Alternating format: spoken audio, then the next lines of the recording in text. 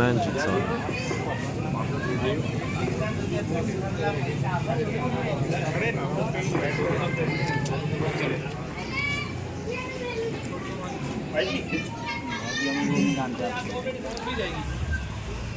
और बहुत छोटी सी बात कहूँगा, बहुत ज़्यादा बड़ी लंबी छोटी मुझे पहननी नहीं है। आप सबका भाई हूँ मैं। किस तरीके से इस बस्ती को, जब ये बस्ती बस रही थी तब मैं बहुत छोटा 9th क्लास में था, अमित जी जानते हैं। इस बस्ती को बसाने वालों में से हूँ और यहीं से पढ़ा लिखा, पढ़ लिख करके MSc तक पढ़ा श्रीनगर गढ़वाल में रहते, और उसके बाद दिल्ली चला गया। मेरा परिवार आज भी आप लोगों के बीच में रहता है, मैं यहीं का निवासी हूँ। परिचय देना बाद की बात है, पहले मैं समझा रहा हूँ कि मैं हूँ कौन। मेरी बात समझिए। यहाँ जो, अब मेरी बात ध्यान से सुनिए। हम सब सभी जो भी लोग, सब लोग रहते हैं, हम सब यहाँ बस्ती में आकर के क्यों बसे? उसके पीछे की वजह है दो। एक हमारा रोजगार, जिससे हमारा परिवार चल सके, और दूसरा हमारे पास रहने की वो व्यवस्था नहीं है। हम कोई बहुत बड़ी बिल्डिंगों में रहने वाले इंसान नहीं है, मजदूर इंसान। हमारे अंदर मेहनत और ईमानदारी कूट कूट के भरी हुई है। उसके बावजूद भी इस बस्ती को बसाया इसीलिए गया था कि कुछ लोग बाहर रोड पर बैठ करके ठंड में रहते थे, तो प्रेम अग्रवाल जी के पिताजी श्री मांगेराम जी, वो मुझे यहाँ लेकर के आए और उन्होंने कहा कि कंजर बस्ती में कुछ बच्चे सिक्के खेलते हैं गड्ढे में, तुम इनको पढ़ाना शुरू करो। हमने उन बच्चों को पढ़ाया और पढ़ाने के बाद धीरे धीरे इसकी ग्रोथ होती चली गई। ये बस्ती बसते बसते राजीव नगर, केशवपुरी, राजीव नगर और फिर दूसरा केशवपुरी, वार्ड 11 और आगे तक बढ़ता चला गया। मुझे सिर्फ आप लोगों से एक बात कहनी है। मैं रोज़ सुबह यहाँ से निकलता हूँ आजकल, क्योंकि मैंने दिल्ली में कमा लिया। मैं जब निकलता हूँ तो वहाँ मुझे चौराहे पर ना बहुत सारे लोग दिखाई देते हैं। वो इस उम्मीद में दिखाई देते हैं कि उनके पास कोई आए और मुझे कहे कि चल जरा हमारे यहाँ काम के लिए चलोगे। और जब वो काम के लिए बुलाता है ना, तो उसके पास हम टूट के पड़ते हैं कि मुझे भी ले जाओ, मुझे ले जाओ।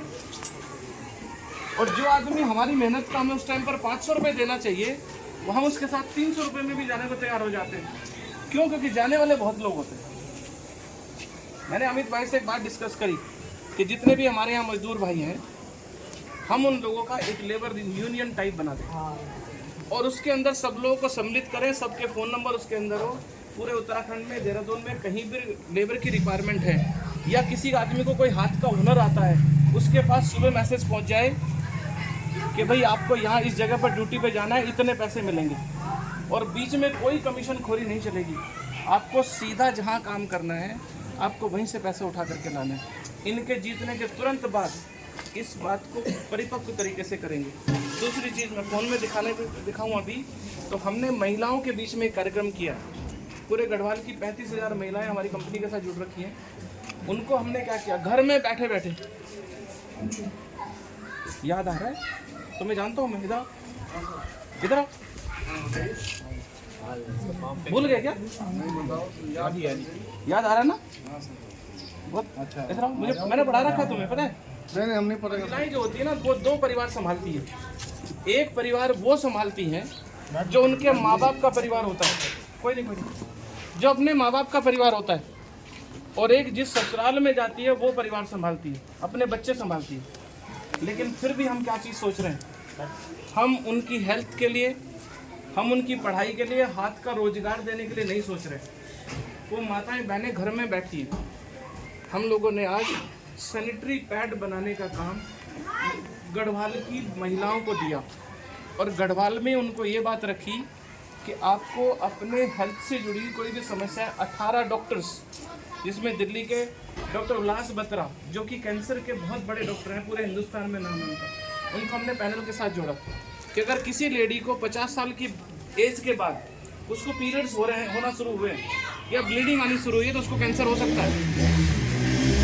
नहीं तो कैंसर से दबा के वो कपड़ा यूज़ करके, उनके पास सैनिटरी पैड नहीं है, वो कोई भी कपड़ा यूज़ कर लेती है और उसके बाद उसको कैंसर हो जाता है, अंदर से उसकी जान चली जाती है। हमने इस क्षेत्र में माताओं बहनों के बीच में काम किया है। केशवपुरी, राजीव नगर, हम इसके अंदर एक बहुत बड़ा प्रोजेक्ट लगाए और उस प्रोजेक्ट में सभी माताओं बहनों को घर बैठे काम मिलेगा।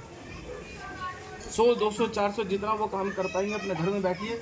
आपको किसी सामान के कच्चे रॉ मटेरियल की ज़रूरत नहीं, सामान बना के बेचना कहाँ इसकी कोई टेंशन नहीं। आप सिर्फ बनाइए और दीजिए, आप उसकी सप्लाई चेन हम लोग यहाँ सब खड़ी करेंगे। और इस बस्ती की तरफ जो लोग आंख उठा के देख रहे हैं ना कि हम इसको ख़त्म कर देंगे, उजाड़ देंगे, ये कर देंगे, भाइयों मैं एक बात कह रहा हूँ आपको, आदमी ताकतवर अकेला नहीं होता। जब हम बहुत सारे होते हैं ना, जब हमारी जनता की आवाज़ बनती है ना, तो इसमें हर सिंहासन डोलता है। आप बात समझ रहे हैं? हम अगर इकट्ठे हैं तो हम दुनिया की किसी भी ताकत को हिला सकते हैं, क्योंकि हम उनके घरों की ज़मीन पे कब्जा नहीं कर रहे। हम किस पर जाकर के अपनी ज़िंदगी गुजार रहे हैं? जो सरकार की है, जो ऐसी लावारिस पड़ी है, हम वहाँ बैठ के अपने बच्चे पाल रहे हैं। आने वाले टाइम में किसी भी इस तरह का मूवमेंट खड़ा होगा तो मुझे आप सब भाई साथ साथ एक स्वर में बोलते हुए नजर आने चाहिए, या तो हमारा घर कहीं बसा दो और नहीं तो हम यहाँ से कहीं जाने वाले नहीं। जब आपको वोट मांगने का अधिकार है तो हमारा जिंदगी जीने का अधिकार है। हम किसी के घर जाके नहीं रह रहे। जहाँ पूरी दुनिया गरीब जनता रह रही है हम वहाँ रह रहे हैं, हमारे जैसे भाई रह रहे हैं हम वहाँ रह रहे हैं। तो हमारा ये हक बनता है कि हमें यहाँ रहने दिया जाए, और नई कोई बढ़िया चीज़ बड़ी बनानी है तो हमें कहीं अच्छी जगह, एक कमरे की जगह दे दी जाए जहाँ हम बच्चों को पाल पलोस लेंगे। बहुत बहुत शुक्रिया आप सबका। मेरा सिर्फ आप लोगों से इतना कहना है कि इस बार बहुत कठिन लड़ाई है। कहीं पर जाति की है तो कहीं संगठन की है तो कहीं पार्टियों की है अलग अलग। आप किसी पार्टी संगठन को ना देख करके अपने 2 दिन का, जो आने वाले 2 दिन है, इन 2 दिन का काम भूल जाइए। छुट्टी जाना है, नौकरी करनी है, कोई आपका नुकसान हो रहा है काम का, आप अमित भाई से मिलिए। ये आपके उन 2 दिन के काम की जो आप बाहर कहीं करने जाते हैं ये भरपाई कर देंगे मेरे कहने से, ठीक है।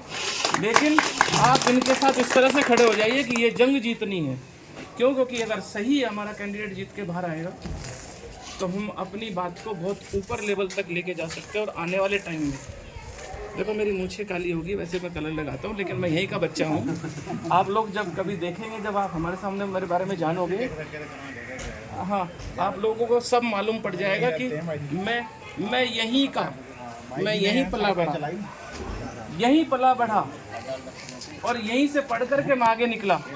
आज मुझे सब जानते हैं, चाहे वो धामी जी हों, चाहे वो त्रिवेंद्र सिंह रावत जी हों, मेरे साथ वो प्रचारक रहे हैं संघ में, है ना। मांगेराम जी ने मुझे यहाँ से उठा लिया था झुग्गी झोपड़ियों से। तो मैं आपको सिर्फ इतनी बात कहना चाह रहा हूँ, सिर्फ एक चीज़ पर विश्वास करिए, ऊपर सेंट्रल गवर्नमेंट तक की हमारी सरकार ये मजबूती से खड़ी हो जाए और हम अपनी बात को ऊंचे से ऊंचे प्लेटफॉर्म पर कह पाएँ। इसके लिए हमारा नुमाइंदा अमित कुमार हो, इसको बिल्कुल एकदम ये लगा दीजिए कि ये गांठ बन गई है हमारी। हाँ जी।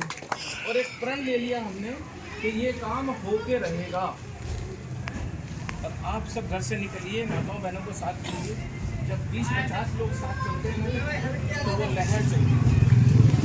क्या चलती है? लहर। और उस लहर के आगे हर चीज़ बह जाती है। इसलिए सभी से हाथ जोड़ के विनम्र निवेदन है मेरा, आप सब खुद के लिए लड़ रहे हैं, बस मुझे एक नुमाइंदा दे दो। और केशवपुरी जब तक ये 5 साल रहने वाले हैं ना, कोई नज़र उठा के देख दे, अगर कोई उठाई और खून बहा। एक बार मारखम ग्रांट के लिए लड़ा था मैं, तो अमित भाई को पता है, फिर केशवपुरी का लड़ूंगा तो पहला खून का कतरा मेरा गिरेगा, ये प्रॉमिस कर रहा हूँ मैं आज से।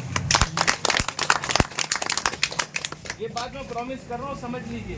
और मेरी पड़ताल करनी, मैं आपको सबको कह रहा हूँ, मैं यहीं का बच्चा हूँ, मैं कोई बहुत बड़ा आदमी नहीं। हाँ, काम कर करके थोड़ा सा ऊपर उठ जाऊँ, 2 पैसे कमा लिए तो शायद आपको ऐसा लग रहा होगा कि हमसे अलग है, लेकिन आप लोगों से अलग नहीं है। आप भी कहोगे तो मैं लिट्ठा डाल करके मैं भी आपकी तरफ से दिख सकता हूँ। बस चाचा जी, अमित भाई, हेलो, देखिए इनके मामा जी थे हम पास।